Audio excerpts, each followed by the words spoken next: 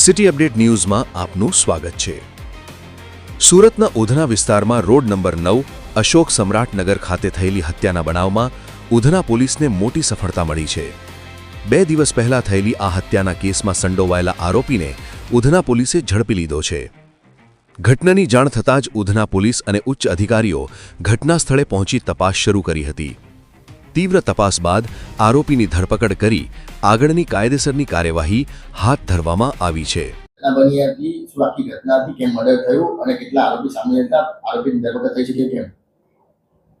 गई काले रात्रे 11 वाग्याना समये उधना पोलीस स्टेशन विस्तारमां आवेल उधना मोरारजी वसाहत विस्तारमां फरियादी तेओना घरे हाजर हता त्यारे एमना घरनी बहार गाळागाળી ने बूमाबूमनो अवाज थयेलो जे सांभळी अने फरियादीना घરના સભ્યો બહાર ગયેલા ત્યારે ફરિયાદીના પિતાજી જેમનું નામ ધનરાજ ભીમરાવ તાયડે છે તેઓ બહાર ગયેલા તે સમયે તે જ વિસ્તારના 4 ઈસમોએ તેમના ઉપર જીવલેણ હુમલો કરેલો અને હુમલો કરી અને એ લોકો ભાગી ગયેલા। ફરિયાદીના પિતાજીને તાત્કાલિક 108 માં સારવાર અર્થે સિવિલ હોસ્પિટલ ખાતે લઈ જવામાં આવેલા અને સારવાર દરમિયાન ફરજ પરના ડોક્ટરોએ ફરિયાદીના પિતાને મૃત જાહેર કરેલા। જે અનુસંધાને ઉધના પોલીસ દ્વારા ગુનાની તપાસ હાથ ધરવામાં આવેલ। સ્થળ ઉપર પહોંચી જતા સમગ્ર બનાવની હકીકત જાણી અને તાત્કાલિક 4 આરોપીઓને ઉધના પોલીસ દ્વારા ગણતરીના સમયમાં હસ્તગત કરવામાં આવેલા છે।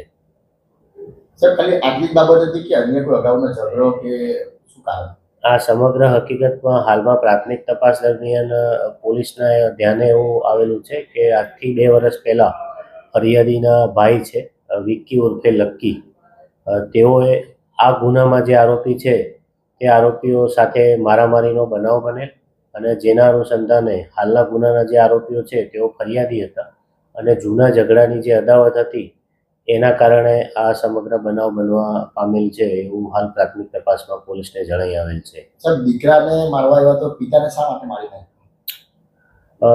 દીકરાને મારવા માટે આવેલા તો જેમાં વિગત એવી છે કે આ કામના જેટલા 4 આરોપીઓ છે એ આરોપીઓ આના ઘર પાસે રેકી કરીને ઊભા હતા। એ દરમિયાન આનો જે ફરિયાદીનો ભાઈ છે વિક્કી ઉર્ફે લક્કી તે આ લોકોને જોઈને ભાગી ગયેલો અને આ ઝૂંપડપટ્ટી વિસ્તાર છે સ્લમ વિસ્તાર છે એમાં દોડાદોડીને અવાજ આવતો હોય તેથી એના પરિવારના સભ્યોને લાગેલું કે એનો ભાઈ બહાર છે અને એને જ કોઈની સાથે ઝઘડો થયેલો છે એવું માનીને એ લોકો પણ પહોંચી ગયેલા જેથી આ આરોપીઓ અને ફરિયાદીના જે પિતા છે એ લોકોને સામે ગાળાગાળીને બોલાચાલી થયેલી જે અનુસંધાને આ બનાવ બનેલ છે।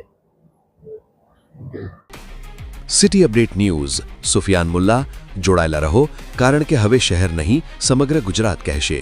આ છે સિટી અપડેટ ન્યૂઝ।